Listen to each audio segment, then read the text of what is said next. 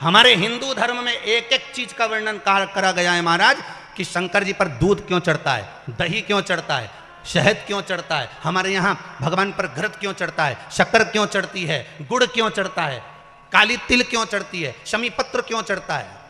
दूसरे देश के लोग इन पुराणों पर सर्च कर रिसर्च कर वो निकालते जा रहे हैं, वो औषधियां बनाते जा रहे हैं, वो निर्माण करते जा रहे हैं, और हम केवल वहीं तक रह गए। इसलिए इस शिव महापुराण के माध्यम से प्रयास करा गया है कि शिव पुराण का एक एक शब्द आप तक पहुंचे, कि शंकर को क्या चढ़ाने से क्या लाभ होता है, इसका भान आपको होना चाहिए, इसका स्मरण आपको होना चाहिए। कथा पूरा जरूर सुने और चैनल को जरूर सब्सक्राइब करें।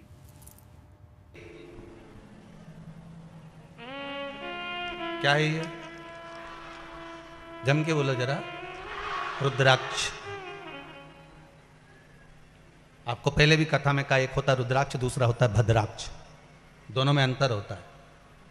रुद्राक्ष भारी होता है, भद्राक्ष हल्का होता है। रुद्राक्ष में छिद्र होता है, भद्राक्ष में छिद्र नहीं होता है।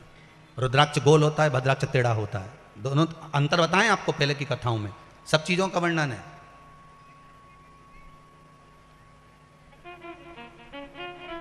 अभी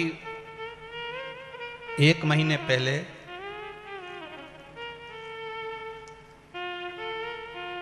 बाबा रामदेव जी ने भी रिसर्च करवाया कि इस शिव महापुराण में, लिंग पुराण में, इन पुराणों में रुद्राक्ष का इतना महत्व है, तो आखिर रुद्राक्ष में से ऐसा क्या निकलता है कि रुद्राक्ष को पानी में गलाकर पानी पिया जाए तो अच्छी से अच्छी बीमारी भी ठीक हो जाती है। रिसर्च करा गया, केवल शिव महापुराण की कथा को श्रवण करने के बाद जब रिसर्च करा गया कि रुद्राक्ष में से ऐसा क्या निकलता है कि रुद्राक्ष का जल पीने पर या रुद्राक्ष हमारे शरीर से मात्र स्पर्श होता रहे तो किस चीज की प्राप्ति होती है, तो रिसर्च करा गया। और उस रिसर्च में उन्होंने बाद में जब खुलकर आकर टीवी के माध्यम से बताया तो कहा कि इस रुद्राक्ष में से एक तेल निकलता है, एक पदार्थ निकलता है। वो पदार्थ जब जल में मिलता है और उस जल को रोगीला व्यक्ति जब पीता है तो वो रोग से मुक्त होता चले जाता है। जब निकाला तब प्राप्त हुआ। शिव महापुराण में तो पहले से लिखा हुआ है कि रुद्राक्ष को धारण करो। क्यों? रुद्राक्ष की माला इस शरीर से जब तक घर्षण होती है, इस शरीर से रुद्राक्ष की माला लगती रहती है, इस शरीर से रुद्राक्ष की माला जब घर्षण होती रहती है। कई लोग कहते हैं कि उनके पास में कोई ऐसी विद्या है जिस विद्या के बल पर वो छू करते हैं और उनके कहने में लोग चलने लगते हैं। उनके पास ऐसी कोई विद्या है, उनके कहने पर दुनिया चलने लगती है। वो विद्या में कुछ भी नहीं है, केवल एक काम है। आप भी कई वर्षों तक 4 साल, 6 साल, 8 साल, 4 साल, 2 साल, 3 साल, 1 साल अपने गले में, हाथ में रुद्राक्ष की माला पहनकर देखो और उसका चमत्कार देखो कि वो कैसे सिद्ध होती है। आपका भजन, आपका स्मरण, आपका कीर्तन, आपका मंत्र जाप, आपका नाम जाप आप घट की जिह्वा से करेंगे। आप भले मुख से राम नहीं कहेंगे, शिव नहीं कहेंगे, कृष्ण नहीं कहेंगे, पर जितनी श्वास हमारी निकलती है उस श्वास में अपने आप ओम का नाद होता है। जब हमारे गले से, कंठ से जब श्वास निकलती है अपने आप उसके ओम का नाद होता है। वो ओम का घट की जिह्वा से निकलना, आपके शरीर में पड़ा हुआ रुद्राक्ष की माला, हाथ में पड़ी हुई रुद्राक्ष की माला, कंठ पर पड़ी हुई रुद्राक्ष की माला, चाहे शरीर में रुद्राक्ष की माला अगर वो है तो आपके ना जपने पर भी एक आ जपा जप होता है। आ जपा जप मतलब जिसको जपा ही नहीं गया फिर भी अपने आप ओम निकल रहा है, श्वास श्वास में निकल रहा है, हर पल निकल रहा है। वो श्वास के जप से ये गले में पड़ी हुई माला या हाथ में पड़ी हुई माला हमारी सिद्ध हो जाती है। फिर सामने वाला व्यक्ति भी डरता है कि क्या बोलना है इसके आगे, उसका तेजपुंज उसके सम्मुख में प्रकट हो जाता है। एक तेजपुंज इस रुद्राक्ष में से निकलता है जो जीवन का सुख प्रदान कर देता है, पर समझाए कौन? फिर वही वाली बात आ गई,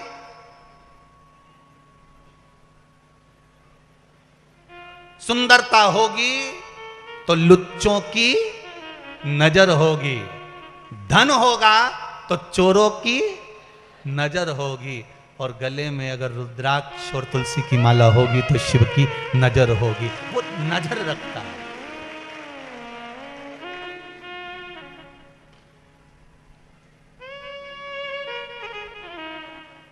आधार कार्ड यहीं चलेगा तुम्हारा,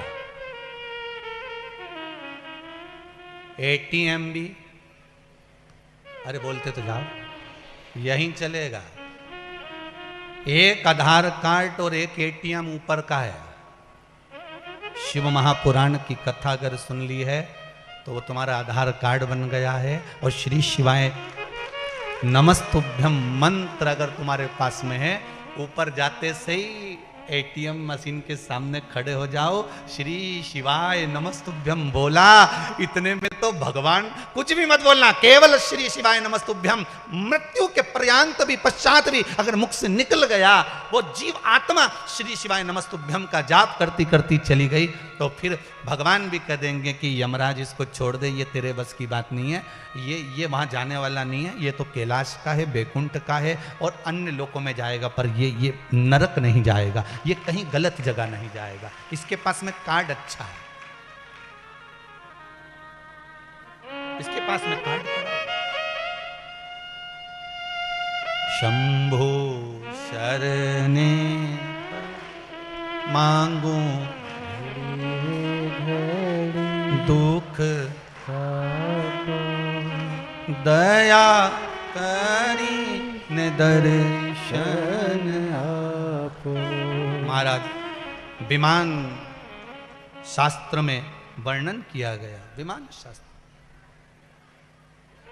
शक्ति से उड़ता था सतयुग में, त्रेता में उड़ता था मंत्र, द्वापर में उड़ता था मंत्र और तंत्र से, और कलयुग में अगर विमान उड़ता है तो केवल यंत्र से। कैसे उड़ रहा है? एक यंत्र के माध्यम से। हम भटकते हैं। विमान शास्त्र कर रहा है, इस पे रिसर्च चल रहा है अमेरिका में, विमान शास्त्र पर, कि ऐसा क्या था मंत्र में, ऐसा क्या था उन मंत्रों में कि विमान उड़ जाता था। देखे कि नहीं देखे आप लोगों ने? बोलो तो सही ईमानदारी से, देखे नहीं? वो भगवान राम भी आए थे पुष्पक विमान में बैठकर, तो ऐसे कैसे उड़ जाता था? तो कई लोगों के मन में आश्चर्य होता कि ये उड़ता कैसे होगा, तो उसी का रिसर्च चल रहा है कि आखिर इस मंत्रों में कितना बल होता होगा, उस मंत्र में कितनी प्रबलता होती होगी कि विमान उड़ जाता था।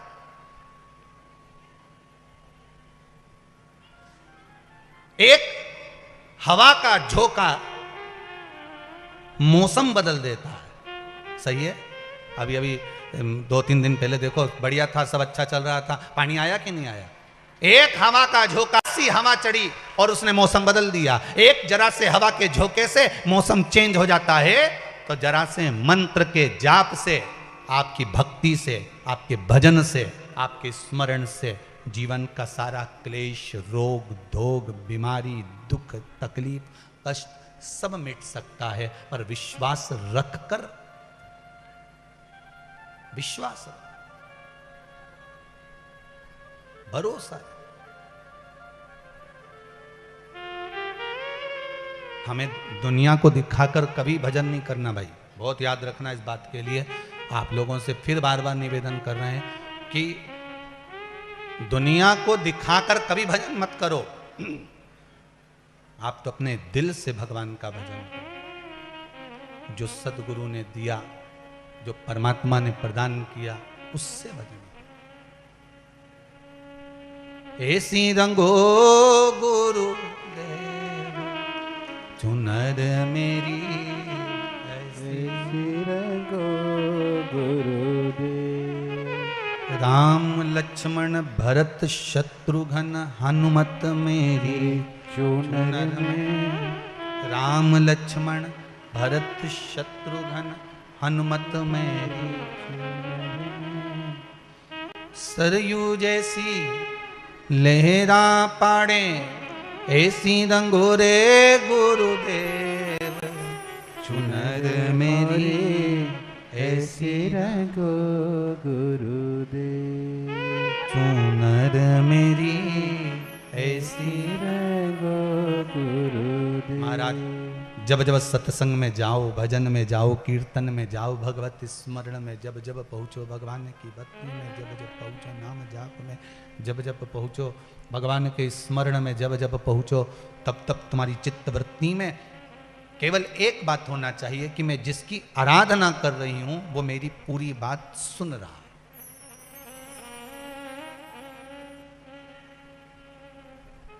उस पर आश्रित होकर जाओ। पर हमने एक बात ध्यान कर ली है, आज के जमाने में हर व्यक्ति ने एक बात सोच कर रखी है कि मेरे मेरे बेटा मुझे रख लेगा, मेरी बहू मुझे रख लेगी, मेरे माँ बाप हैं, मेरा ये है, मेरा वो है। हर एक व्यक्ति ने अपनी चित्तवृत्ति में उतार कर रखा है कि मेरा साथ वो देगा। पर आपके मुख से कभी नहीं निकलता कि मेरा साथ मेरा महादेव देगा। अगर महादेव पर विश्वास है तो भरोसा दृढ़ होना चाहिए।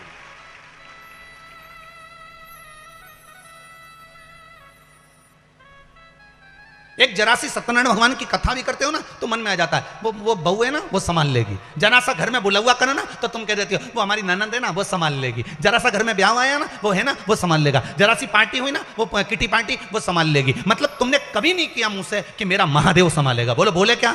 ईमानदारी से बोलना कि महादेव संभालेगा, ये तुम्हारे मुंह से कभी नहीं निकलता। तुम्हारे मुख से निकलता तो एक ही बात निकलती, वो संभाल लेगी, वो ऐसा कर लेगी, वो ऐसा कर लेगा, वो ऐसा करेगा, वो ऐसा करेगा। पर आपके मुख से निकलना चाहिए कि अगर संभालेगा। आखिरी में भी तो यही होता है, जब व्यक्ति बीमार पड़ जाता है, कोई एक्सीडेंट हो जाता है, कोई तकलीफ हो जाती है, कोई घटना घट जाती है, हॉस्पिटल में जब भर्ती करा जाता है, डॉक्टर अपना काम कर रहा होता है। तुम सबको फोन लगाओ फोन जिसको लगा सकते हो कि साहब तुम डॉक्टर साहब से बोल दो, तो वो डॉक्टर से कह सकता है फोन लगाकर। और डॉक्टर तो वही करेगा ना जितना उससे आता होगा, जितना उससे बनता होगा। और आखिरी में डॉक्टर भी फिर कह देता है कि भैया अब एक डॉक्टर और है, वो है देव अधिदेव महा, अंत में वही है, उसके भरोसे पर जीना, उसके सहारे पर जीना। फिर कोई दूसरा है ही नहीं। अब साधेगा तो वही साधेगा। आए ना आए प्रभु कुटुंब, आए ना आए प्रभु कुटुंब हमारा, अंत समय भोले आना, अंत समय भोले आना पड़ेगा। वचन दिया तो निभाना पड़ेगा, अंत समय प्रभु आना पड़ेगा। कभी हमारे मुख से निकलना चाहिए कि मेरा शंकर बैठा हुआ है, मेरा शिव बैठा हुआ है, वो संभाल लेगा। अब वो बैठा है तो मुझे क्या चिंता? मैं किस बात की चिंता करूं अगर वो बैठा है तो?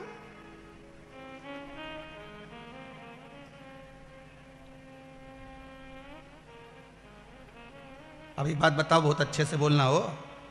जितने बाहर बैठे हो ना वो भी, और जितने अंदर बैठे हो वो भी, और जितने रोड पे बैठे हो वो भी, और जितने जहां जहां बैठे हो चढ़ चढ़ के हो,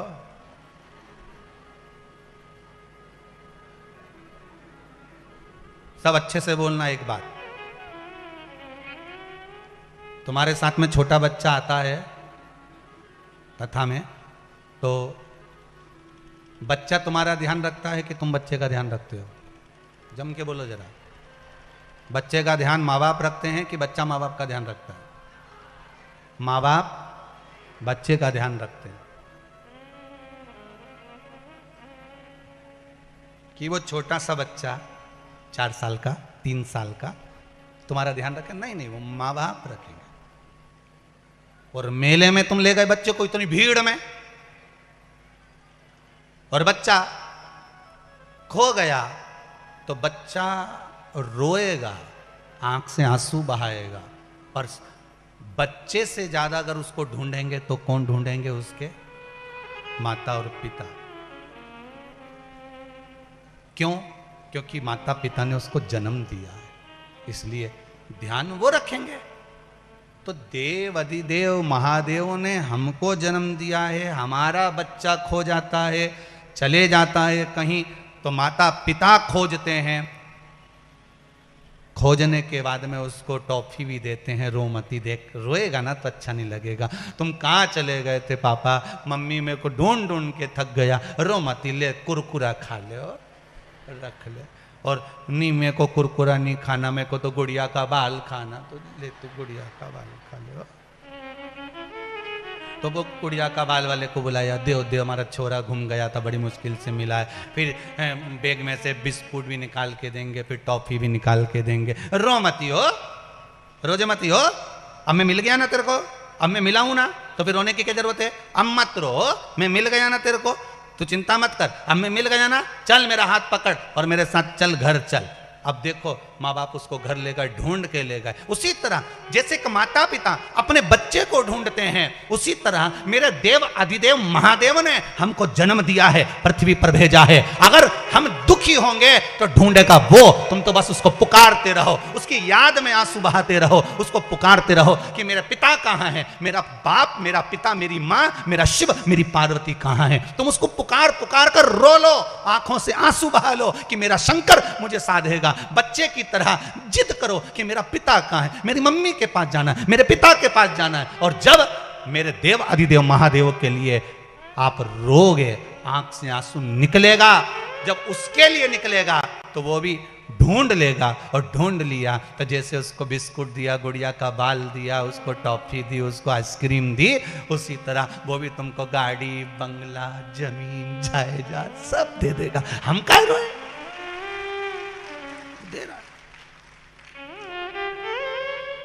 फिर क्यों चिंता करना अपने, किससे लिए करना अपने? मेरे मेरे भोले बाबा को तुम साधारण में मत लो साहब, बहुत लोग बाग उसको बहुत साधारण में लेते हैं साहब। वो तो आंख बंद करके बैठा है, एकदम सिंपल सा है, साधारण सा। नहीं, मेरे भोले बाबा को अनाड़ी मत समझो, मेरे भोले बाबा को अनाड़ी मत समझो, मेरे भोले बाबा को अनाड़ी मत समझो, मेरे भोले बाबा को अनाड़ी मत समझो, मेरे भोले बाबा को अनाड़ी मत समझो, अनाड़ी मत समझो, अनाड़ी मत समझो, अनाड़ी मत समझो, अनाड़ी मत समझो, समझो अनाड़ी मत समझो, समझो अनाड़ी मत समझो। ओ मेरे भोले बाबा को अनाड़ी मत समझो, मेरे भोले बाबा को अनाड़ी मत समझो। आओ से दोनों हाथों से ताली सेवा देते हुए जय हो।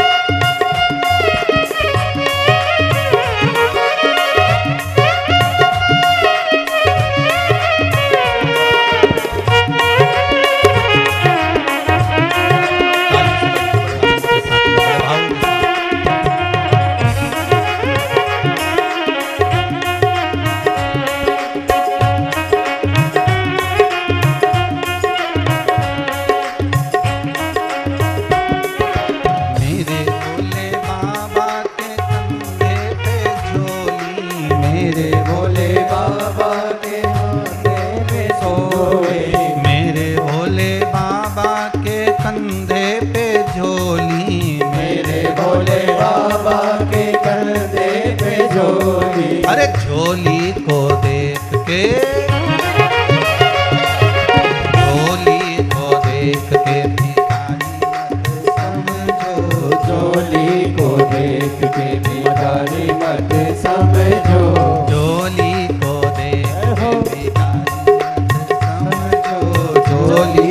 देख के भिखारी मत समझो।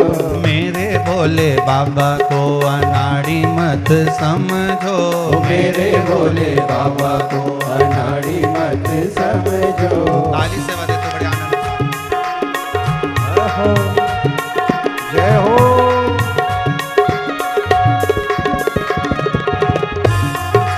बोले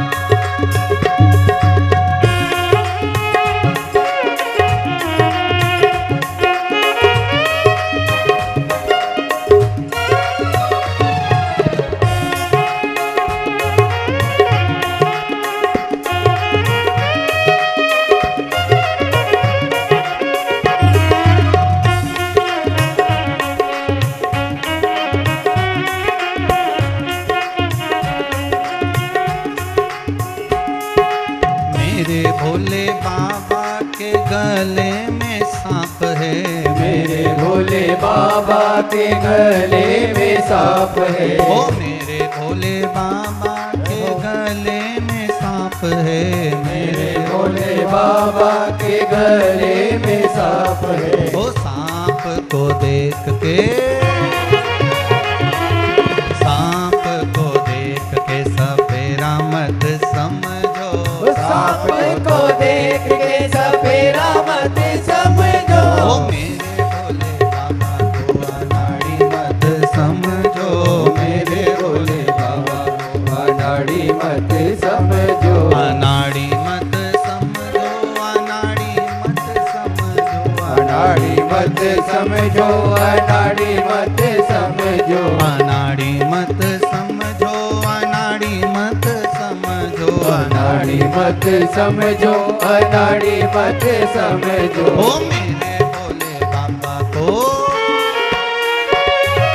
मेरे भोले बाबा को अनाड़ी मत समझो, ओ मेरे भोले बाबा को अनाड़ी मत समझो। जय हो।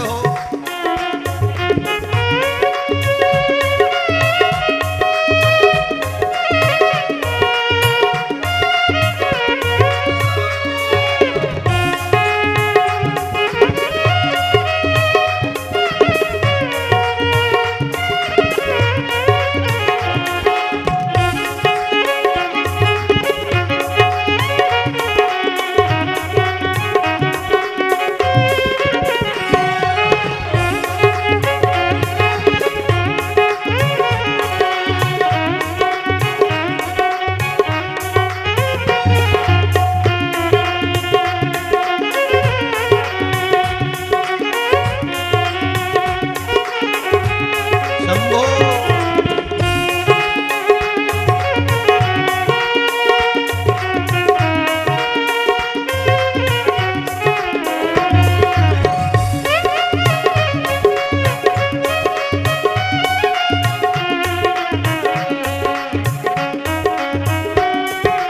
मेरे भोले बाबा के हाथों में डमरू, मेरे भोले बाबा के हाथों में डमरू। ओ मेरे भोले बाबा के हाथों में डमरू, मेरे भोले बाबा के हाथों में डमरू। ओ डमरू को देख के,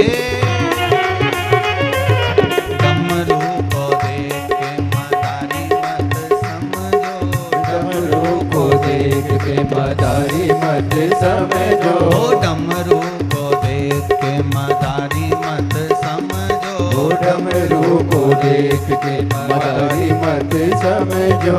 मेरे भोले बाबा को अनाड़ी मत समझो, ओ मेरे भोले बाबा को अनाड़ी मत समझो। ओ मेरे शंभू बाबा को अनाड़ी मत समझो, ओ मेरे भोले बाबा को अनाड़ी मत समझो। ओ मेरे भोले बाबा को अनाड़ी मत समझो, ओ मेरे भोले बाबा को अनाड़ी मत समझो। मेरे भोले बाबा को अनाड़ी मत समझो। ओ मेरे भोले बाबा को अनाड़ी मत समझो। हर हर महादेव। भगवान शिव की कथा कर रही है, उगड़दानी कालदर्शी कैलाशी अविनाशी भूत भावन भूतेश्वर भगवान शंकर की कथा कर रही है। शिव ओघड़दानी है। एक साधारण सा बच्चा जैसे माता पिता के लिए आश्रित हो जाता है, उसी तरह हम भी हमारे देव अधिदेव महादेव के प्रति आश्रित हो गए। मेरे भोले बाबा के हाथों में डमरू, एक बार प्रेम से बोलो, मेरे भोले बाबा के हाथों में डमरू, वो डमरू को देख के मदारी मत। भगवान शिव को केवल साधारण सा विषय नहीं समझना, भगवान शंकर को केवल साधारण सा नहीं लेना। भगवान शिव को केवल साधारण सा नहीं लेकर चलना।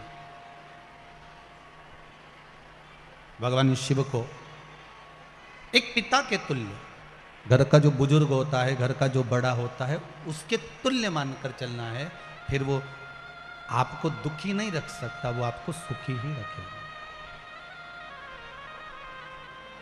वो आपको सुख ही प्रदान करेगा, दुख नहीं दे सकता। शिव महापुराण की एक कथा में वर्णन आता है सुंदर, एक विदल और एक उत्पल।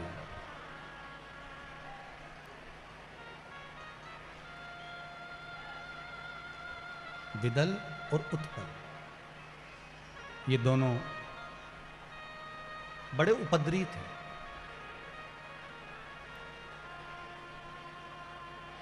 महाराज, इन विदल और उत्पल का सबसे बड़ा क्रम एक था, इन्होंने उपद्रव बहुत करा, मना नहीं है, पर उपद्रव के साथ में सबसे बड़ा क्रम इन्होंने क्या करा कि मां जगज्जननी जगदम्बा माता पार्वती को गलत दृष्टि से देख लिया,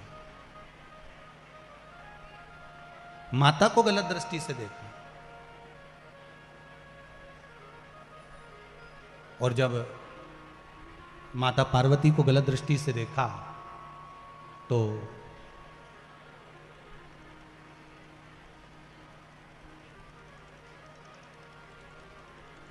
माता को तो क्रोध आया ही, स्वयं देवाधिदेव महादेव को भी क्रोध आया। एक बात बड़ी सुंदर शिव महापुराण में लिखी है, आप अगर उस पर धारण करें तो अच्छी बात है। अगर कोई पर नारी है, पर नारी को, पर स्त्री को, बेटियों को, घर की माताओं को केवल एक माता का भाव होना चाहिए।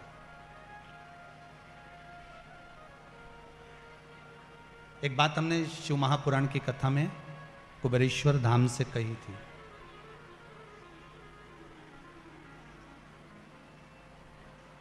कि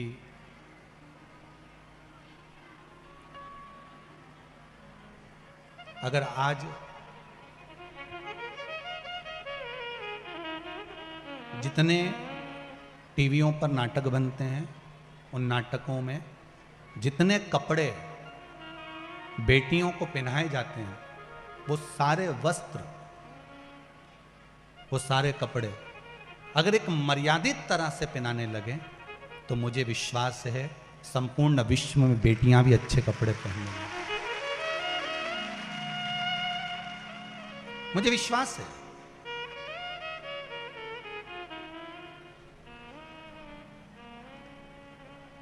अगर अच्छे वस्त्र धारण कराने लगे, अच्छे वस्त्र पहनाने लगे, तो फिर राष्ट्र को संवरने में कोई देरी नहीं लगेगी।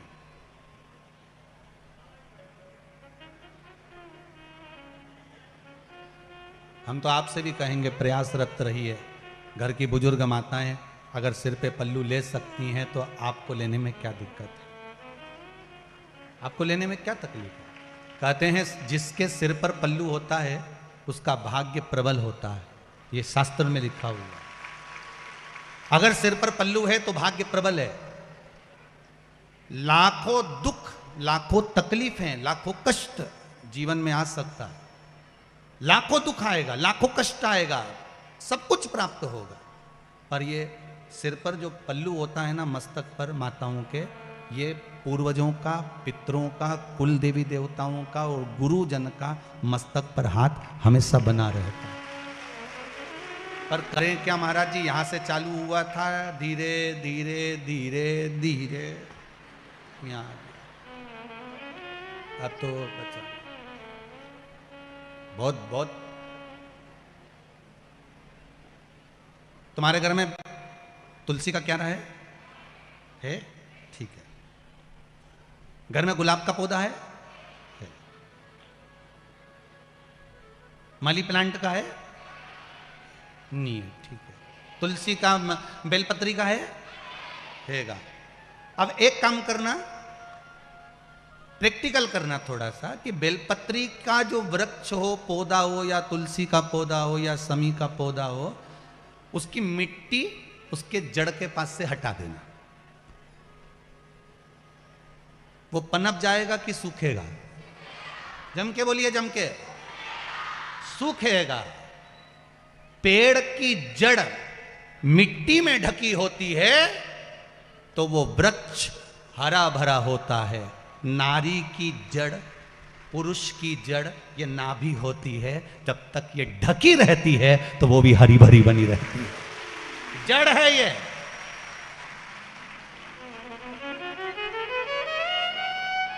बोलो जरा, सही है कि गलत है? नहीं, कहीं अगर तुम्हें गलत लगे नहीं तो अगली बार इंदौर मत बुला जाओ, कोई बड़ी बात नहीं। नहीं, तुम्हें अगर बुरा लगे कि महाराज गलत बात बोल दिया, जड़ वृक्ष की मिट्टी में ढकी होती है तो वृक्ष पनपता ज्यादा है। नारी हो चाहे पुरुष हो, अगर जड़ नाभि ढकी हुई होती है तो वो भी पनपता बहुत है, तो घटता नहीं है हमारा, पनपेगा। पर आज का फैशन ऐसा आ गया महाराज जी, फिर तो वो वाला गाना ठीक है तुम्हारे लिए, मैं चाय ये करूं, मैं चाय, सीधी से मैं चाय चूल्हा में जाऊं, उमें कई दिक्कत है। थोड़ा सा सुधरने का प्रयास करिएगा, जीवन बड़ा सार्थक हो जाएगा। आनंद तब आएगा जिंदगी का, तुम देखो तो सही, सादगी पूर्ण जीवन का एक आनंद ही दूसरा होता है महाराज। हैं, सभी लोग तुम्हारा मुंडा देख लें, सभी लोग तुम्हारा मुंह देख लें तो तुम्हें किसी को मुंह दिखाने की जरूरत पड़ेगी? अरे बोलो तो सही। और जब तुम्हारा मुंह इतना सारा ढका हो, भयंकर इतना सारा, तो सब मन में सोचे की बहू है, की बहू है, तो 50 बार देखने के लिए प्रयास करेंगे। और किसी किसी को मुंह नहीं भी दिखे नहीं तो वो झाड़ू लगाने के बहाने देख लेगा किसकी बहू। कितना कितना हमारे हिंदू धर्म के अंतर्गत कितना सुंदर सुंदर भाव प्रकट करा गया, पर उसको समझे तब तो। हम उसको समझें तो, हम समझ नहीं पा रहे। शिव महापुराण की कथा में बिदल और उत्पल ने माता पार्वती जी को गलत दृष्टि से देख लिया। माता पार्वती को क्रोध आ गया, माता पार्वती ने कुंदुक उठाया, कुंदुक का प्रहार कर दिया। जैसे कुंदुक का प्रहार करा, तब प्रहार करते से बिदल और उत्पल तो शांत हो गए, मर गए, प्राण छूट गए, पर वो कुंदुक शिव जी के चरणों में जाकर लग गया। शिव जी का नाम कुंदकेश्वर महादेव हो गया। बोलो कुंदकेश्वर महादेव की, हर हर महादेव। भगवान शिव का नाम कुंदकेश्वर पड़ गया। एक बात का हमेशा ध्यान रखिए, जब राह में चलते हुए, कोई कार्य को करते हुए, कोई आगे बढ़ते हुए, कोई बीच में अगर अटकल आ रही है, कुछ कार्य अटक गया है, तो कुंदकेश्वर महादेव का स्मरण करिए। कौन से महादेव का करना है?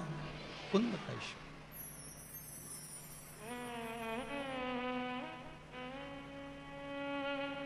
कुंदकेश्वर महादेव का स्मरण करिए। अच्छा, कई लोग एक प्रश्न करते हैं, गुरुजी ये बताओ कि आप बताते हो कि कुंदकेश्वर का स्मरण करो या अवधूतेश्वर का स्मरण करो या फिर ये देवता का स्मरण करो। महाराज, तो ये मंदिर में जाना पड़ता है क्या इनके? तो शिव महापुराण की कथा कहती है, आप किसी भी मंदिर में जाएंगे और जिस देवता का नाम लेकर आप जल चढ़ाएंगे, उस समय पर वो देवता उसको स्वीकार कर लेता है। आप जिस मंदिर में जा रहे हो, आप किसी मंदिर में जाकर पशुपति व्रत कर रहे हो तो पशुपतिनाथ उसको स्वीकार कर लेगा। आप किसी मंदिर में जाकर केदारनाथ जी के नाम से जल चढ़ा रहे हो, केदारनाथ भगवान उसको स्वीकार कर लेगा। आप किसी मंदिर में जाकर त्र्यंबक के नाम का जल चढ़ा रहे हो, त्र्यंबकेश्वर भगवान उसको स्वीकार कर लेगा। आप किसी मंदिर में जाकर महाकाल के नाम का जल चढ़ा रहे हो, महाकालेश्वर बाबा उसको स्वीकार कर लेगा। वो उसको प्राप्त कर लेता, वो उसको ग्रहण कर लेता। महाराज, श्री शिवाय नमस्तुभ्यम, श्री शिवाय नमस्तुभ्यम। कुंदकेश्वर महादेव का नाम का स्मरण कर लेने पर जीव सुख पा जाता है। आज एक कोई इन्हीं पंडित श्री रमेश मेंदोला मित्र मंडली का ही कोई एक सदस्य सुबह मिलने के लिए आए थे, शायद वो बैठे भी होंगे। वो जांच की रिपोर्ट लेकर आए थे, उनकी कुछ परेशानियां थी। कहीं बैठे हो तो हाथ जरूर हिलाना भाई हो। तो मस्तक पर उनके बिंदी लगी हुई थी और उन्होंने कहा, गुरुदेव,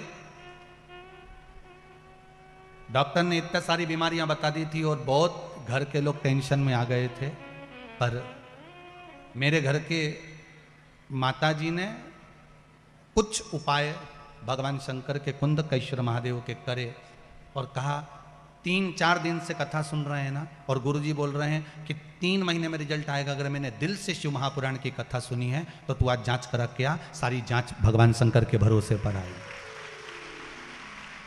वो अगर कथा में बैठे हों तो जरूर हाथ हिलाना भाई हो। तो उन्होंने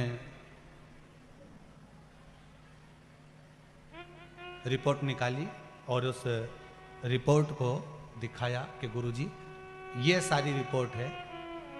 डॉक्टरों ने कह दिया था पहले जब रिपोर्ट जांच करी थी कि ऐसा ऐसा बीमारी है, ऐसा ऐसा रोग है और ये चीज़ है।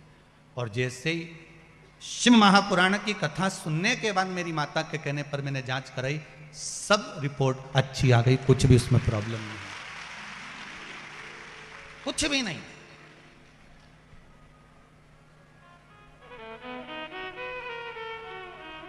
आप बाबा पर विश्वास करते हो तो बाबा आपका साथ देता है।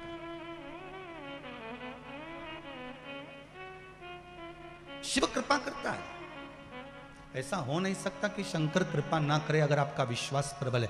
जिस समय कहीं अटक रहे हो, बहुत हम तो यहां तक कहेंगे कि कोई बहुत बड़ी समस्या, बहुत बड़ी प्रॉब्लम सामने आकर खड़ी हो गई है, तो कुंदकेश्वर महादेव के नाम से 1 लोटा पानी, उसमें एक सफेद पुष्प डालकर शंकर को समर्पित कर दो, या सफेद फूल शिव जी को चढ़ा दीजिए और उस पानी को भगवान शंकर पर समर्पित कर दीजिए महाराज। और उसके बाद आप आगे बढ़ जाइए, फिर कोई डरने की जरूरत नहीं होगी, शिव उसको संभाल लेगा। कुंदकेश्वर महादेव संभाल।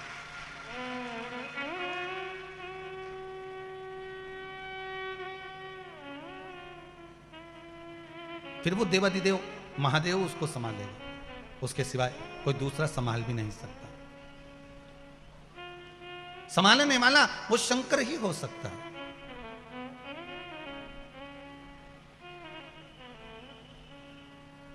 बोलो कुंदकेश्वर महादेव। भगवान कुंदकेश्वर महादेव के रूप में विराजमान हो गए। एक बार भगवान शंकर माता पार्वती को लेकर काशी घूमने के लिए गए, और काशी घूमने के लिए गए तब माता पार्वती जी ने भगवान शिव से कहा, भोलेनाथ आप मेरे साथ इस काशी में विराजमान होइए। शंकर पार्वती काशी में विराजमान होने के लिए बैठे ही थे, इतने में भगवान शंकर को याद किया गया तो शिव जी बैकुंठ के लिए भगवान विष्णु से मिलने के लिए चले गए। माता पार्वती के नैनों में जल भर गया, आप हमारे साथ आए हो, भ्रमण करने के लिए आए हो और आप हमें अकेला छोड़कर जा रहे हो। शंकर भगवान ने कहा चिंता मत कर पार्वती, सामने अशोक का वृक्ष है, इस अशोक के वृक्ष से जो तू मांगेगी तुझे प्राप्त हो जाएगा, तेरा एकांत समाप्त हो जाएगा। माता पार्वती जी ने अशोक के वृक्ष से एक कन्या को प्रकट करा आवाज देकर। माता पार्वती जी ने आवाज लगाई, कन्या को प्रकट करा। जैसे ही वो अशोक के वृक्ष से कन्या बाहर निकल कर आई, माता पार्वती के एकांत को समाप्त करने के लिए वो कन्या अशोक के वृक्ष से प्रगटी, इसलिए उसका नाम जम के बोलिए अशोक सुंदरी हो गई। शिव महापुराण की कथा कहती है ये अशोक सुंदरी कोई साधारण नहीं है, अशोक सुंदरी का चरित्र कोई साधारण नहीं है। अशोक सुंदरी की कथा का अगर हम स्मरण करें, कुमारी अवस्था के अंतर्गत जिस कन्या हो चाहे वर हो, अगर उसके जीवन में, अगर वो कुमारी अवस्था में है, चाहे कन्या हो चाहे वर हो, उसके कुमारी अवस्था के अंतर्गत उसको जीवन में कुछ भी तकलीफ आए, हम तो फिर बच्चों से भी कहेंगे, ये बेटियों से, ये बेटों से जो कुमारी अवस्था के हैं जिनका विवाह नहीं हुआ, उनसे हम ये जरूर कहेंगे कि जब भी आप शंकर जी को जल चढ़ाने के लिए जाओ, 1 लोटा पानी चढ़ाने के लिए जाओ, तो शंकर जी को जब जल चढ़ाओ तो उससे पहले प्रयास करना कि जो शंकर जी के सामने, आपको मालूम है ना अशोक सुंदरी की जगह, शिव जी के सामने जहां से पानी बहता है उसके सामने बीच में एक मोटी सी लाइन होती है, वो अशोक सुंदरी की जगह होती है। अगर आप कोई एग्जाम देने जा रहे हो, कोई कंपटीशन एग्जाम में बैठ रहे हो, कहीं इंटरव्यू देने जा रहे हो, या कोई परीक्षा निकल नहीं रही है, तो प्रयास करो, विवाह नहीं हो रहा है या कोई काम आपका अटक रहा है, तो शिव को जल चढ़ाने से पहले अशोक सुंदरी वाली जगह पर आप थोड़ा सा जल समर्पित करो, अपनी मनोकामना करो और शिव जी को जल चढ़ाकर फिर जाइए, बाबा आपका कार्य पूर्ण कर देगा। कुंवारी अवस्था वालों के लिए अशोक सुंदरी का स्मरण जरूरी है।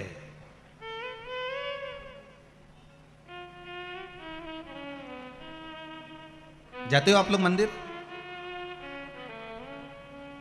घर से जल ले जाते हो कि मंदिर का जल भर कर चढ़ा देते हो? जम के तो बोलो जरा।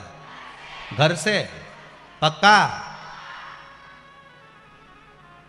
सही है फिर तो। फिर मतलब धीरे धीरे तुम सुधर गए, ये तो पक्का हो गया। और होना चाहिए, या तो सुधर जाओ नहीं तो सिधर जाओ। सीधी सीधी बात हो, थोड़ा थोड़ा तो सुधरो रे। इतनी कथा हो रही है, इतनी कथा इतनी कथा इतनी कथा, जहां देखो कथा ही कथा कथा ही कथा। तो कथा में से कुछ तो ग्रहण करो, नहीं तो मालूम पड़े यहां से सुनी, यहां से निकाल दी। बच्ची कुची थी तो कपड़ा में से झटकार दी। घर पहुंचे, घर वालों ने पूछा क्या लेके आई? पूरी सब्जी। ये लो तुरंत। थोड़ा सा ग्रहण करिए अपने जीवन में, थोड़ा सा उतारने का प्रयास करिए अपने जीवन में, थोड़ा सा उतारने का प्रयास। महाराज शिव महापुराण की कथा कहती है, बिदल उत्पल को मारने के बाद माता पार्वती जी ने कन्या को प्रकट करा, जिसका नाम सुंदर, अशुक सुंदरी का उसका नाम दिया गया। अगले वर्णन आया है, एक दनु राजा के महाराज 2 पुत्र थे, जिसका नाम था रंभ और करंभ। क्या नाम है? रंभ और करंभ। दोनों तपस्या करने के लिए गए, जल में बैठकर तपस्या कर रहे थे। जल में बैठकर तपस्या कर रहे थे, उसी समय पर एक मगर आ गया और मगर ने आकर करंभ को खा गया। रंभ बैठा, आंखों से जल बहाता रहा कि मेरा भाई मर गया, मेरा भाई चला गया। अब संतान नहीं है। हम दोनों भाई अगर तप करने गए थे तो संतान की प्राप्ति के लिए गए, तो संतान ही नहीं है, क्या करा जाए? तो रंभ ने अब जल में बैठकर तप नहीं करा। रंभ ने अब जो तप करा है, रंभ अब जो तप करने बैठा तो चारों तरफ अग्नि लगाकर रंभ तप करने बैठ गया। रंभ जब तप करने बैठा तो भगवान ब्रह्मदेव प्रकट हो गए। मांगो रंभ, क्या चाहिए? रंभ ने कहा महाराज जी हमारे घर में संतान नहीं, औलाद नहीं, हमारे घर में संतान नहीं है, औलाद नहीं है, कृपा करिए। ब्रह्मदेव ने कहा सुनो रंभ, तपस्या करने के बाद जब तुम उठकर जाओगे, जिसको भी प्रेम से देख लोगे, जिस पर भी तुम्हारी प्रेम से दृष्टि पड़ जाएगी, जिसको भी तुम स्नेह से देख लोगे, उसी से तुम्हारी औलाद हो जाएगी, उसी से तुम्हारी संतान हो जाएगी। रंभ उठकर तप कर कर जैसे ही निकल कर जा रहा था, सामने से एक महिष निकल कर जा रही थी, एक भैंस निकल कर जा रही थी, और रंभ ने उस भैंस को प्रेम से देख लिया। केवल एक महिष, एक भैंस निकल कर जा रही है और उसको रंभ प्रेम से देख लेते। रंभ ने जैसे ही उस भैंस को प्रेम से देखा, भैंस का गर्भ ठहर गया, क्योंकि वर था जिसको भी प्रेम से देखेगा उससे संतान प्रकट हो जाएगी, गर्भ ठहर गया। अब भैंस महिष जैसे ही अपने घर गई तो भैंस का जो पति था भैंसा, अब इसमें हंसने की कौन सी बात होगी? तो भैंस का पति भैंसा ही तो होगा। तो जो भैंस का पति था भैंसा, उसको लगा कि मेरी पत्नी गर्भवती कैसे हो गई। उसने ध्यान लगाकर देखा तो मालूम पड़ा कि इसके गर्भ में रंभ की संतान। क्रोध आ गया, भैंसा दौड़ते हुए गया और जाते से रंभ को उसने समाप्त कर दिया, सींगों से, पांवों से, खुर से दबा दबा कर रंभ के प्राणों को हर लिया। रंभ मर गया।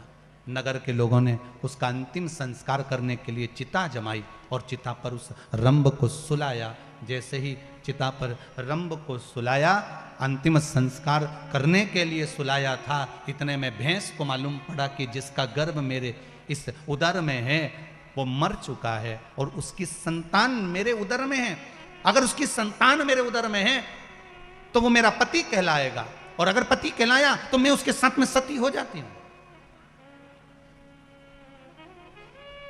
मैं उसके साथ सती हो जाती हूं। और भैंस महिष भागी, वो महिष वो भैंस भागी, और जैसे ही भैंस भागी और भागते भागते वो महिष जलती हुई चिता में कूद गई। जैसे ही जलती हुई चिता में वो भैंस कूदी है, कूदते से ही उसी समय भैंस के गर्भ से, महिष के गर्भ से एक बेटे ने जन्म लिया, जिसका नाम महिषासुर हो गया। क्या नाम पड़ा? महिषासुर। उस भैंस के गर्भ से बेटे ने जन्म लिया जिसका नाम सुर हो गया। वो महिषासुर ब्रह्मा जी का तप करने लगा, ब्रह्मदेव का तप किया। ब्रह्मा जी ने कहा मांगो तुम्हें क्या चाहिए। उसने कहा महाराज अगर मुझे देना चाहते हो तो वर दे दो कि मेरे प्राण ना छूटे, मैं कभी मरूं ना, मेरा प्राण कभी नहीं जाना चाहिए। ब्रह्मा जी ने कहा ऐसा हो नहीं सकता, मरना तो पड़ेगा। पहले भी कथा में कहा, फिर कहते हैं बादाम खाओगे तो भी मरोगे, नहीं खाओगे तो भी मरोगे, रोटी खाओगे तो भी मरोगे, नहीं खाओगे तो भी मरोगे, मरना तो निश्चित है। कोई तुमसे कह दे कि मैं तुम्हें मरने ही नहीं दूंगा तो फिर उसको हमसे भी मिला देना एक बार हो, कि मरने ही नहीं दूंगा चाहे कुछ भी हो जाए। मरना तो, मृत्यु तो निश्चित। महाराज आया है सो जाए, जो आया है सो जाए। अब रंभ चले गया, महिषासुर से कहा मांगो कुछ मांगना हो तो कुछ मांग लीजिए। महाराज अगर आप देना चाहते हो, महिषासुर कह रहे हैं कि या तो मेरा प्राण ना छूटे, और अगर आप देना ही चाहते हो तो इतना दे दीजिए, मुझे एक वर प्रदान कर दो, अगर मरूं तो स्त्री के हाथ से मरूं, नारी के हाथ से मरूं। ब्रह्मा जी ने कहा तथास्तु। ब्रह्मदेव ने तथास्तु कह दिया। समय आया, शिव महापुराण की कथा कहती है बहुत बहुत प्रयास करा गया महिषासुर को मारने का, पर महिषासुर नहीं। आखिरी में देवता परेशान हो गए, और देवता परेशान होकर सीधे भगवान शिव जी के पास में भगवान विष्णु गए, और भगवान शंकर से जाकर कहा भोलेनाथ कुछ कृपा करिए। शंकर जी ने पूछा क्या कृपा करना है बताइए, महिषासुर को मारना है। शंकर भगवान बोले उसको तो स्त्री मारेगी, उसको तो केवल नारी मार सकती है, नारी के सिवा कोई नहीं मार सकता।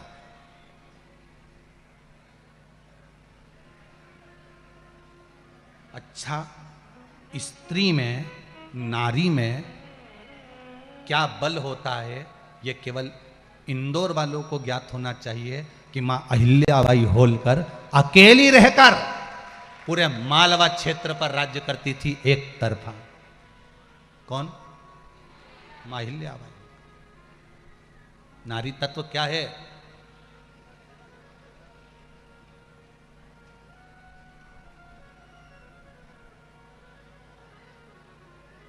ईमानदारी की एक बात बताएं आपको, ये जो कई लोगों के चेन कट जाती है, मंगलसूत्र कट जाते हैं, सामान चोरी चले जाता है, अगर नारी सोच लेना और अपनी बाली पे आ जाए और दमदारी से अगर निपट ले तो किसी की सामर्थ्यता नहीं कि तुम्हारे गले पर कोई हाथ डाल दे। पर महाराज वो पटली जो डले नहीं उसके बाहर दिखना भी तो, उसके बाद वो पिन मिन लगाए ना तो फिर वो एसी बढ़िया जोरदार, फिर अब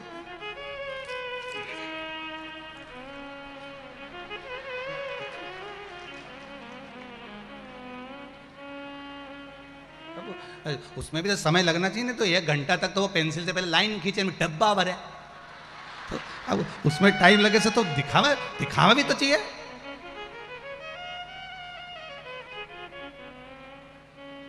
अरे एक छोटी सी कथा से समझ जाओ,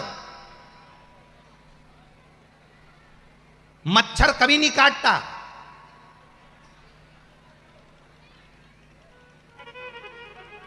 किसी अच्छे से अच्छे रिसर्च वाले से पूछ लेना कि मच्छर काटता है? नहीं, मच्छर की घरवाली काटती है।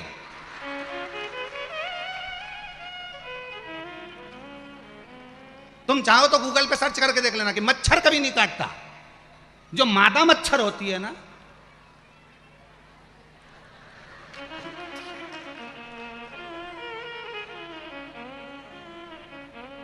काटा उसने और दोष मच्छर पे। अब मच्छर ने क्या बिगाड़ा था? मच्छर तो बेचारा कुछ बिगाड़ ही नहीं सकता। वो तो भाई बोल, अब वो सब कुछ बात अपनी जगह पर है। देखो तुम बिगाड़ोगे, अगर कुछ बोलोगे, चालोगे, कुछ कहोगे, धरोगे। तुमने तो कह दिया, नाम किसका खराब हुआ? वो की लुगाई राम, तुरंत। उकी पत्नी तुरंत, उकी बेटी तुरंत। बोलो सही है कि गलत है? काटा तो मच्छरिया ने था, मच्छर की घरवाली, और नाम मच्छर का खा। बहुत ध्यान देना है कथा पर, बहुत एक एक चीज का अगर स्मरण कर लोगे तो शायद जिंदगी संवर जाए आपकी। मुझे विश्वास है कि किसी की सामर्थ्यता नहीं जो भारत की भूमि पर रहने वाली नारी, स्त्री, भारत की भूमि पर जन्म लेने वाली बेटियों को कोई टच भी कर ले, यह किसी की सामर्थ्यता नहीं है। आप में वो बल भगवान ने देकर पैदा करा है, आप में वो सामर्थ्यता, आप में वो बल, आप में वो तेज मेरा भगवान देकर पैदा करता है कि कोई छू नहीं सकता। ये किसी की सामर्थ्यता नहीं हो सकती। गलती किसकी है? अपनी। गलती किसकी है? फिर से बोलो, अपनी, कोई दूसरे की गलती नहीं। गलती अपनी। शिव कथा कह रहे, भगवान शंकर से कहा कि इस महिषासुर को मारना है। शंकर भगवान ने कहा तो इसको तो स्त्री मार सकती है, तो स्त्री मारे मना नहीं है, तो भगवान विष्णु से कहा काम करो, लक्ष्मी जी को भेज दो, महिषासुर को मार देगी। पर भगवान नारायण ने कहा लक्ष्मी महिषासुर को नहीं मार सकती, कभी भी नहीं मार सकती। लक्ष्मी नहीं मारेगी महिषासुर को, फिर कौन मारेगा? तो कहा लक्ष्मी नहीं मार सकती। किसको बुलाया जाए? लक्ष्मी इसलिए नहीं मार सकती क्योंकि लक्ष्मी ने एक बार भगवान विष्णु को श्राप दे दिया था। जब लक्ष्मी श्रृंगार कर रही थी और भगवान विष्णु हंस दिए, लक्ष्मी को क्रोध आ गया, हे नारायण आप मुझे देखकर घोड़े जैसे हंसे हो, इसलिए आपका शीश कटेगा, घोड़े का मुख लगेगा। घोड़े का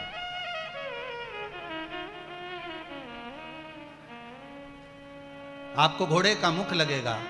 भगवान को घोड़े का मुख लगा, हयग्रीव अवतार। भगवान शिव ने कहा ब्रह्माणी से कह दो, ब्रह्माणी मार देगी। ब्रह्माणी भी नहीं मार सकती क्योंकि ब्रह्माणी ने ब्रह्मा को श्राप दिया। एक नारी, स्त्री का सात्वित्व सबसे प्रबल होता है। मेरा माताओं से बार बार एक निवेदन रहा है, आज फिर करता हूं। ये हाथों को जोड़कर करबद्ध निवेदन करता हूं।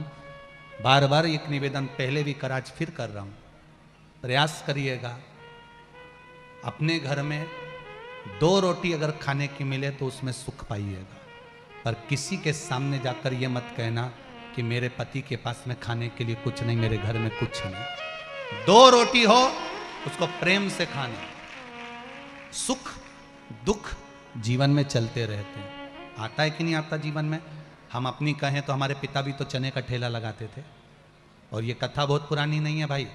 कभी सीहोर में आना, आप लोगों के तो घर फिर भी बड़े होंगे, हमारा घर तो इतना बड़ा भी नहीं है। एक लक्ष्य जरूर लिया है कुबेरेश्वर महादेव का मंदिर बनाने का, गौशाला, वृद्धाश्रम के निर्माण का एक लक्ष्य जरूर है। कंकर संकर है वहां का, तो एक लक्ष्य जरूर बनाया है कि शिव मंदिर का निर्माण हो, और वो आप सब लोग जो दे रहे हो, कर रहे हो, उसमें बन जाएगा। बाबा बनाने वाला बैठा है, बनाने वाला शिव है, रहने वाला शिव है, सब शंकर को करना है, तो अपन तो निमित्त है, केवल एक निमित्त मात्र।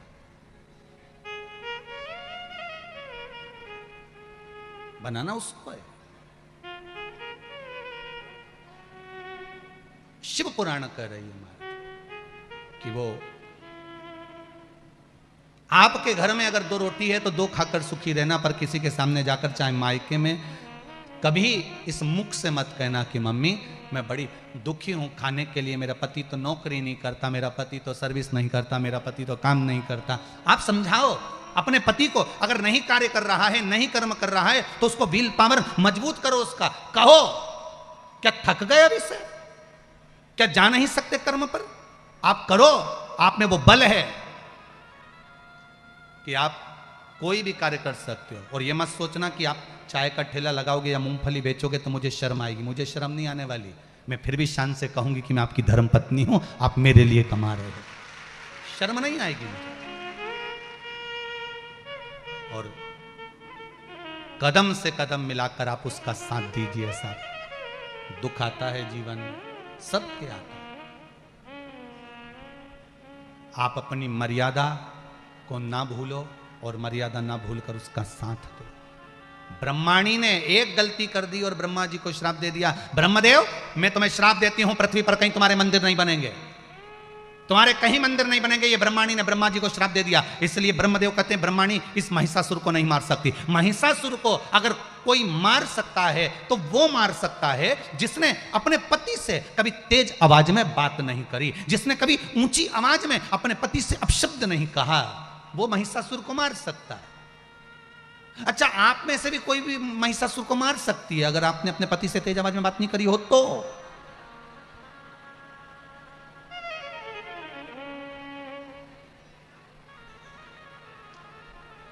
परंतु तुम तो जब देखो जब तो तेज आवाज में बात करते हो। हम कई लोगों को कहते हैं आज के घर के जो पुरुष हैं वो थर्मस की तरह है। थर्मस देखा है कि नहीं देखा आपने? देखा है? बेचारा थर्मस बाहर से ठंडा होता है, अंदर से गर्म होता है। बेचारा आज का जो पुरुष है बाहर से भले अच्छा दिखता है पर उससे भीतर से पूछो साहब उसका दिल, और केवल पुरुषों को नहीं कहूंगा, मेरी माताओं को भी कहूंगा कि वो भी थर्मस की तरह है, बाहर से भले अच्छी दिखती हो पर भीतर से रोती है, साधारण नहीं। आज का संसार का प्रत्येक मनुष्य थर्मस की तरह है, बाहर से भले ठंडा दिखेगा, बाहर से अच्छा दिखेगा, पर भीतर से कितनी तपन है उसके अंदर, कहीं काम की, कहीं धंधे की, कहीं बिजनेस की, कहीं दुख की, कहीं बेटे की, कहीं बेटी की, कहीं माता की, कहीं पिता की, कहीं पत्नी की, कहीं पति की, उसके भीतर कितनी तकलीफ है, यह हर व्यक्ति अंदर से कोई नहीं जांचता। साहब कथा में सब आकर बैठते हैं, सब दिल से कथा सुनते हैं, आप बाहर से बड़े अच्छे दिखते हो।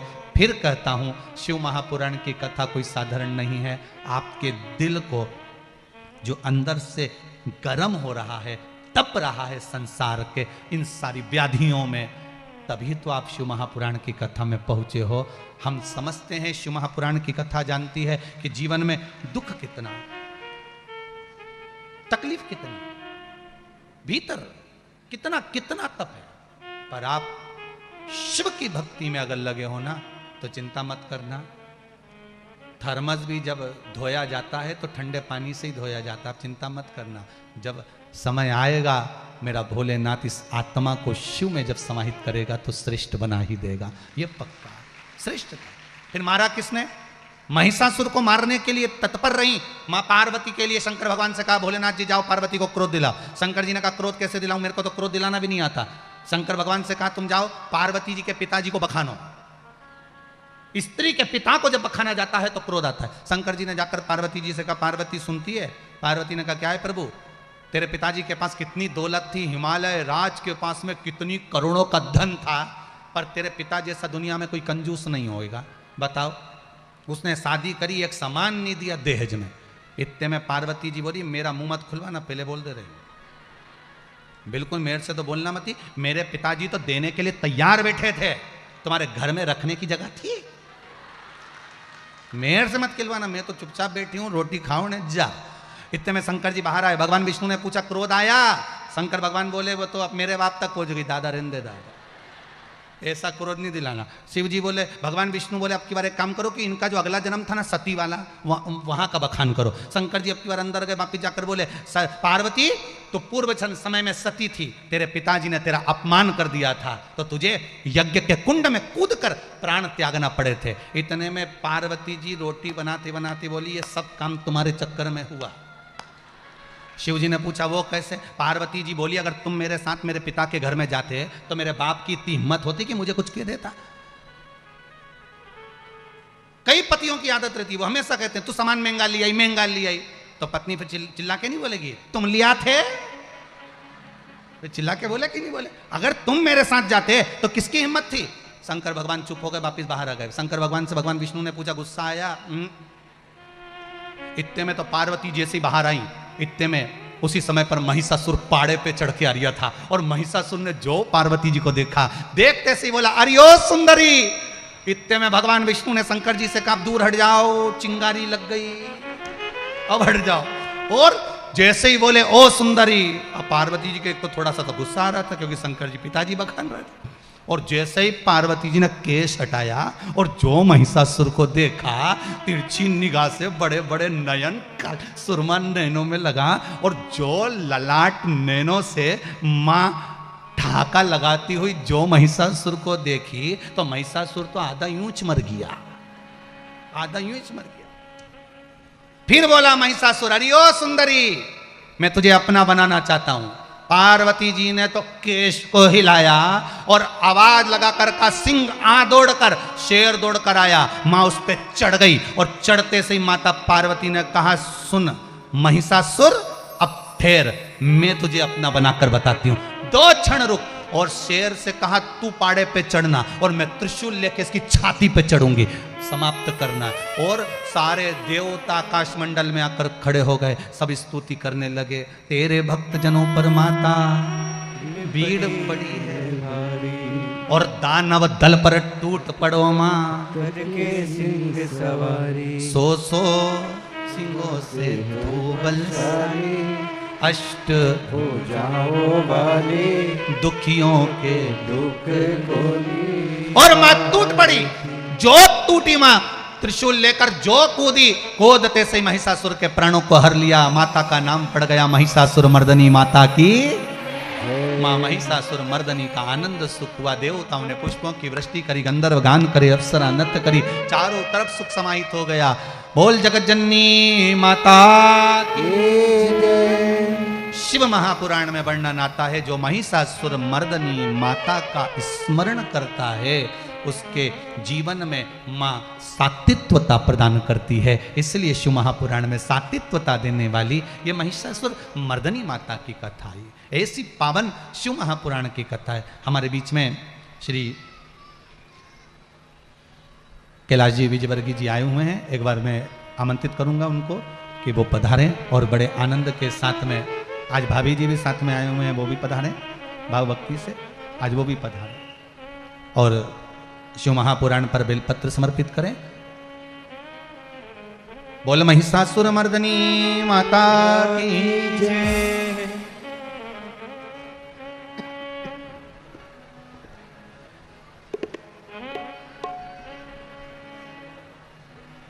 भगवान शिव ओघड़दानी।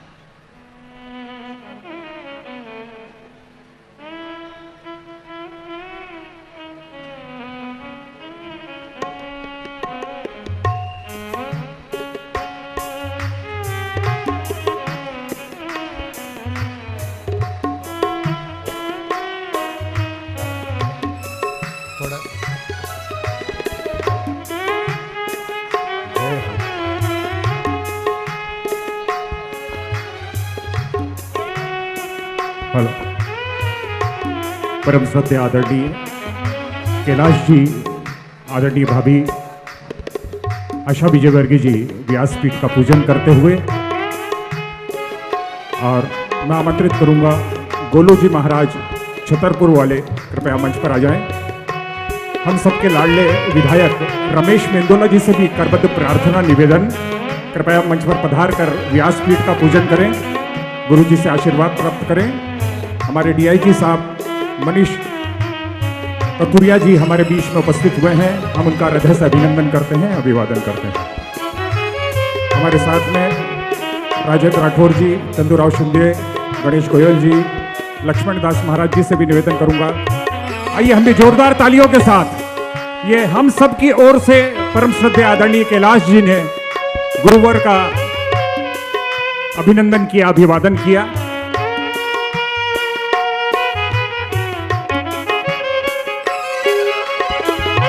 युवराज जी, काशिद जी, रुपेश देवलिया जी, पूजा पाटीदार जी, कविता खुआल जी,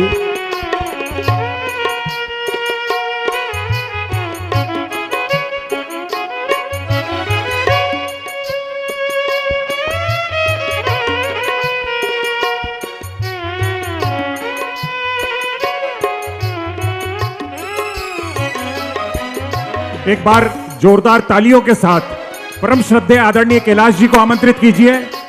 बहुत विनम्रता के साथ, आदर के साथ इन शब्दों के साथ आमंत्रित कर रहा हूं कि दिल के सब राज दे रहा हूं मैं, दिल के सब राज दे रहा हूं मैं, और नए साज दे रहा हूं मैं। ये अंधेरा होगा जाने कहां, सूरज को आवाज दे रहा हूं मैं, सूरज को आवाज। आदरणीय कैलाश जी के लिए जोरदार ताली से आमंत्रित कीजिए। कैलाश जी।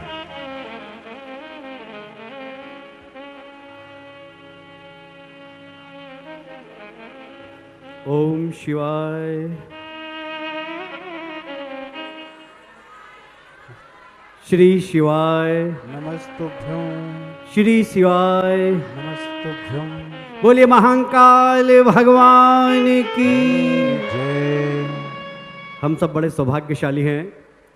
एक तरफ महाकाल है, एक तरफ ओंकारेश्वर है, बीच में हम इंद्रेश्वर महादेव, जो कि माता हिल्या ने जिनका निर्माण कराया था, जिनके आधारशिला रखी थी, वहाँ के निवासी हैं।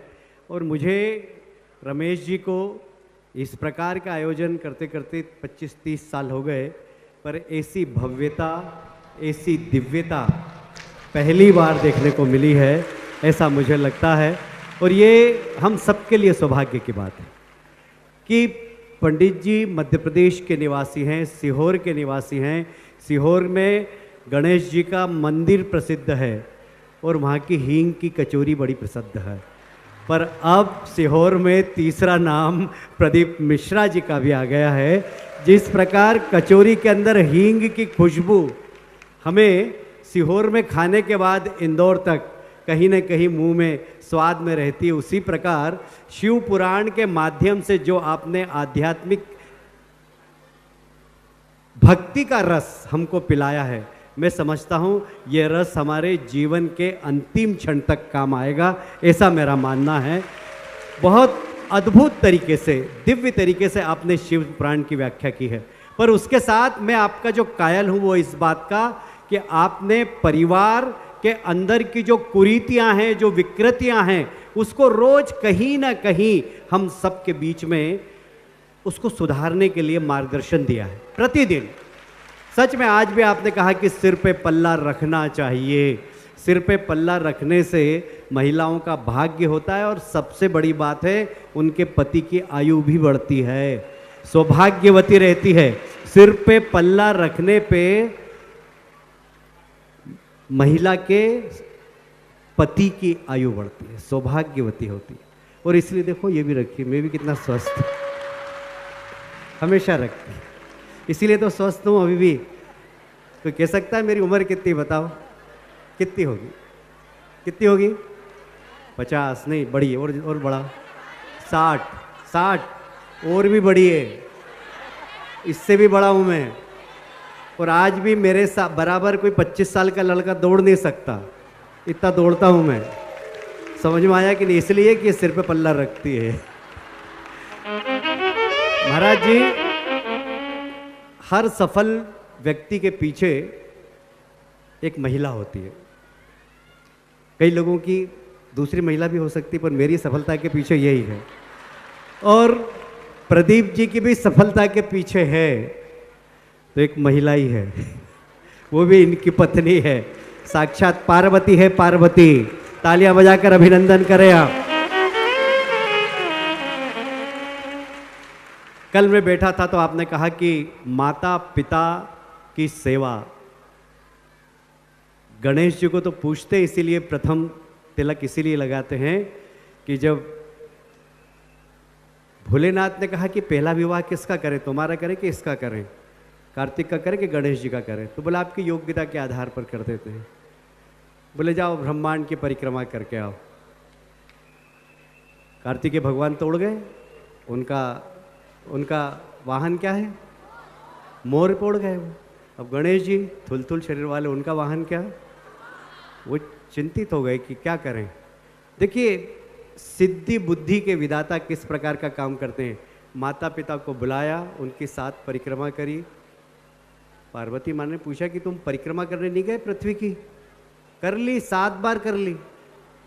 कैसे? बोले माता पिता के चरणों में ही ब्रह्मांड रहता है, वहाँ मैंने 7 बार परिक्रमा कर ली। और इसीलिए गणेश जी को सबसे पहले पूछते हैं, इसलिए जो माता पिता की सेवा करता है उसको भी समाज में सम्मान मिलता है। मैं हमेशा कहता हूँ, कल महाराज जी ने कहा थी ये बात कि माता पिता की सेवा करना चाहिए। रोज एक न एक मंत्र देते हैं, इसको यदि हमने आत्मसात किया तो हमारे जीवन के अंदर भी, हमारे परिवार के अंदर भी सुख और शांति आएगी। माता जी आपकी अनुमति हो महाराज जी तो एक 4 लाइन में सुनाता हूँ माँ के भजन की। मेरा गला बहुत खराब हो रहा है पर मैं ये गले से नहीं गाता हूँ, ये मैं दिल से गाता हूँ, ये मेरे दिल से निकलती है आवाज़। ये जो दुनिया है ये वन है कांटों का, तू फुलवारी